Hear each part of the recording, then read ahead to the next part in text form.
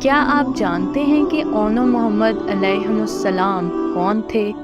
اور کیا آپ کو معلوم ہے کہ معرکہ کربلا میں انہوں نے کیا کردار ادا کیا؟ حضور اکرم نور مجسم صلی اللہ علیہ وآلہ وسلم کی ذات مقدسہ جس طرح کائنات کی اعلیٰ ترین ہستی ہیں، اسی طرح اسلام کی ترویج و اشاعت کے لیے آپ کی قربانیاں بھی سب سے اعلیٰ ہیں۔ جیسے آپ کی قربانیاں سب سے اعلیٰ ہیں، ویسے ہی آپ کے خاندان کی قربانیاں بھی سب سے اعلیٰ ہیں۔ اسلامی تاریخ ویسے تو قربانیوں کے لازوال واقعات سے لبریز ہے، لیکن معرکہ کربلا تو اسلامی تاریخ کی قربانیوں کے ماتھے کا جھومر ہے۔ معرکہ کربلا میں ویسے تو ہر مجاہد نے حیدرانہ کردار ادا کیا، لیکن مقدس اور محترم عنوان کے تحت اگر غور کیا جائے تو سیدنا اون اور سیدنا محمد علیہ السلام، جو کہ سیدنا جعفر طیار رضی اللہ عنہ کی پوتے ہیں، اور ان کے لخت جگر حضرت عبداللہ کے صاحبزادگان ہیں۔ دوسری طرف حضرت شہزاد جگر گوشہ مصطفیٰ نور دید، مصطفیٰ امام عالی مقام سیدنا امام حسین علیہ السلام کے بھانجے اور آپ کی غم گسار ہمشیرہ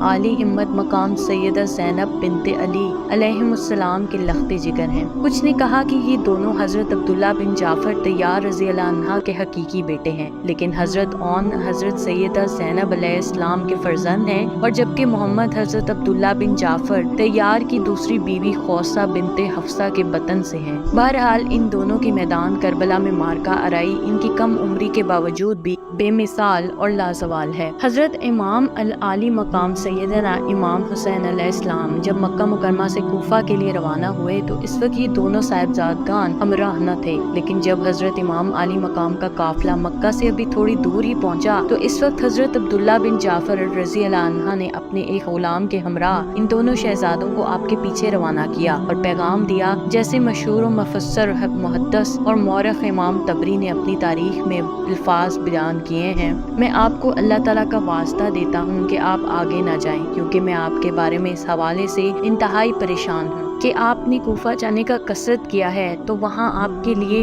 اور باقی اہل بیت کے لیے انتہائی ابتلاء و تکالیف ہیں۔ اگر خدا نخواستہ آپ کو کوئی نقصان پہنچا تو روئے زمین سے نور ہدایت بجھ جائے گا۔ آپ ہدایت یافتہ لوگوں کے پرچم ہیں اور مومنوں کے لیے امید ہیں۔ سفر میں جلدی نہ کریں، میں بھی اپنے خط کے پیچھے پہنچ رہا ہوں۔ ان دونوں شہزادوں نے اپنے والد محترم کا یہ پیغام آپ تک پہنچا دیا۔ چنانچہ اس کے بعد گورنر مکہ سے ضمانت حاصل کر کے حضرت عبداللہ بن جعفر رضی اللہ عنہ بھی آ پہنچے۔ آپ کو مکہ میں روکنے کے لیے تمام معاملات آپ کے گوش گزار کیے تو آپ نے جواباً ارشاد فرمایا کہ میں نے خواب میں نانا جان کی زیارت کی ہے اور آپ نے مجھے ایک کام کرنے کا حکم فرمایا ہے اور میں وہ کام ضرور کروں گا، ہوا مجھے اس کی کچھ بھی قیمت ادا کرنی پڑے۔ انہوں نے پوچھا کہ آپ کو حضور صلی اللہ علیہ وآلہ وسلم نے کیا حکم ارشاد فرمایا ہے؟ آپ نے فرمایا کہ میں حکم آپ کو جیتے جی نہیں بتا سکتا حتیٰ کہ میں اللہ تعالیٰ سے جا ملوں۔ چنانچہ حضرت عبداللہ بن جعفر رضی اللہ عنہ نے اپنے دونوں فرزند حضرت اون اور حضرت محمد علیہ السلام کو آپ کے ہمراہ روانہ کر دیا۔ اس طرح یہ دونوں شہزادگان امام علی مقام علیہ السلام کی معیت میں کربلا تک پہنچے۔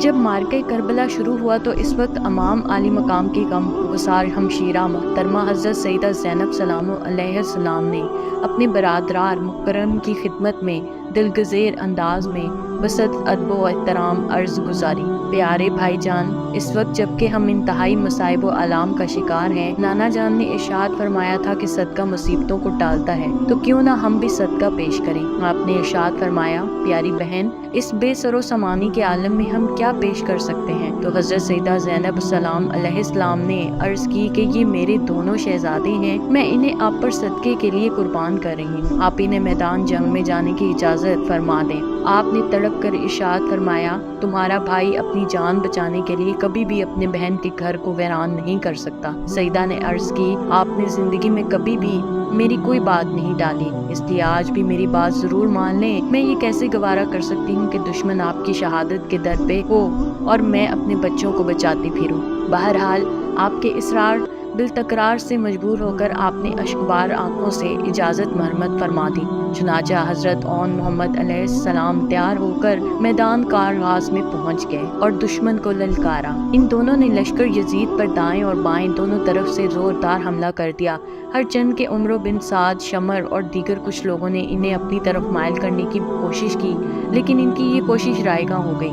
جبکہ انہوں نے اپنی تمام تر قوت جمع کر کے ان پر حملہ کر دیا اور یوں ہاشمی شیروں نے کشتوں کے پشتے لگانے شروع کر دیے۔ قوت خیبر شکن کا بھرپور اظہار ہو رہا تھا اور دشمن ان اچانک حملوں سے حیران تھا کہ کس طرح ان بچوں کو روکا جائے، جبکہ دوسری طرف یہ بچے تھے کہ بجلی کی سی سرعت کے ساتھ حملہ آور ہو رہے تھے اور دشمن گاجر مولی کی طرح کٹتے جا رہے تھے۔ آج چشم فلک عجیب نظارہ کر رہی تھی کہ دو بچوں نے آگے ایک تجربہ کار فوج بیر بکریوں کی طرح بھاگی پھر رہی تھی اور ان بچوں کے حملے تھے کہ تھمنے کا نام نہیں لے رہے تھے۔ اچانک دشمنوں نے یک بارگی حملہ کر دیا، جبکہ اس دوران 31 دشمن ان کے ہاتھوں واصل جہنم ہو چکے تھے۔ اشقیاء میں سے عبداللہ بن قطنہ نے حضرت عون علیہ السلام اور عامر بن نشل تمینے نے صاحبزادہ محمد علیہ السلام کو اپنی اپنی تلواروں کے وار سے شہید کر دیا۔ ان جان نثار بھانجوں نے اپنے پیارے ماموں جان پر اپنی جانیں نثار کر کے اپنے نتنیانوں کو حق وفاداری ادا کر کے شہیدان کربلا میں شامل ہوتے ہوئے ایک عظیم داستان رقم کر دی